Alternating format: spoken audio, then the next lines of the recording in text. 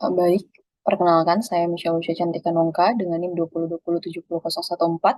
Di sini saya akan menjelaskan mengenai anemia defisiensi besi atau yang dikenal juga dengan singkatan ADB. Untuk ADB sendiri, patofisiologinya diakibatkan oleh beberapa faktor. Yang pertama adalah kehilangan besi dalam jumlah yang banyak, mungkin karena terjadinya perdarahan masif. Kemudian adanya penurunan dari absorpsi iron atau besi. Kemudian terjadi peningkatan kebutuhan dari besi dan juga terjadi penurunan pada intake iron atau besi. Dari faktor-faktor ini menyebabkan terjadinya penurunan besi dalam tubuh. Seperti yang kita ketahui bahwa besi ini merupakan atau memiliki peran penting dalam sintesis hemoglobin. Sehingga ketika terjadi penurunan pada iron, akan terjadi gangguan pada sintesis hemoglobin yang menyebabkan insufisiensi dari hemoglobin. Seseorang dengan anemia defisiensi besi atau ADB ini akan menunjukkan gejala-gejala atau simptom berupa yang pertama, pallor pada konjungtiva, palms atau lips. Kemudian ada blue sclera.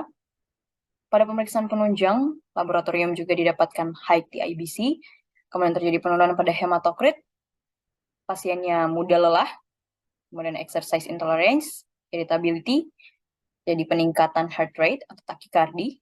Kemudian ditemukan pada pemeriksaan fisik koilonychia, angular stomatitis, dan pemeriksaan laboratorium atau biokimia didapatkan serum ferritinnya kurang dari 40 mikrogram per mililiter, dan indeks eritrositnya didapatkan MCV kurang dari 80 ml.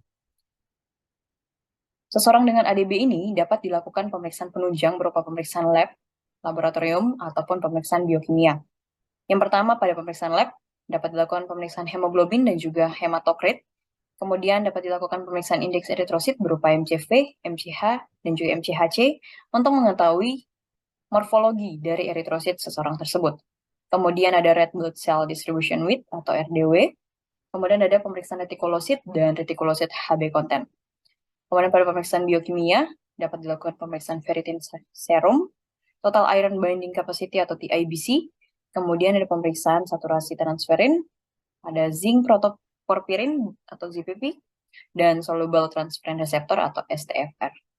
Kemudian untuk penegakan diagnosanya, di sini kita tahu bahwa seseorang tersebut terkena anemia, kita perlu tentukan terlebih dahulu morfologi dari eritrosit pasien tersebut dengan menggunakan pemeriksaan laboratorium indeks eritrosit berupa MCV, MCH, dan MCHC.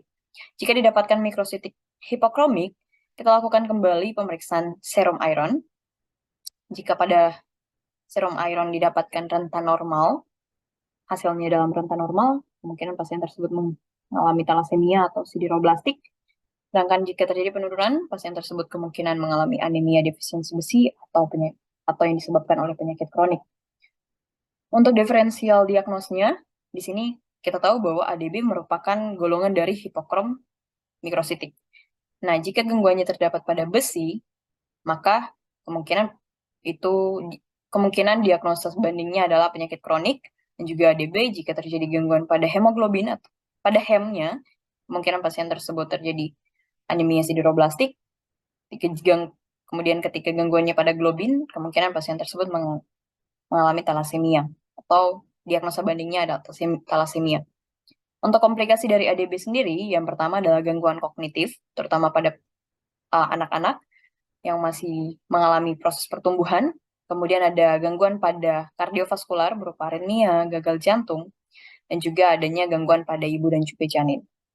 Kemudian ada gangguan imunitas, sehingga pasien tersebut mudah untuk terkena infeksi penyakit. Kemudian ada kematian. Untuk terapinya di sini, terdapat dua, yaitu farmako dan non-farmako. Untuk terapi farmakonya, kita sesuaikan. Yang pertama ada terapi kausal. Kita tahu bahwa anemia merupakan suatu gejala dari suatu penyebab. Jadi kita perlu mengetahui etiologinya untuk menyembuhkan anemia tersebut. Kemudian ada pemberian preparat besi atau FE. Kita lakukan pemberian terapi besi parenteral juga, kemudian dilakukan transfusi. Untuk transfusi darah, setelah dilakukan transfusi darah, kita perlu lakukan evaluasi setelah sebulan setelah transfusi.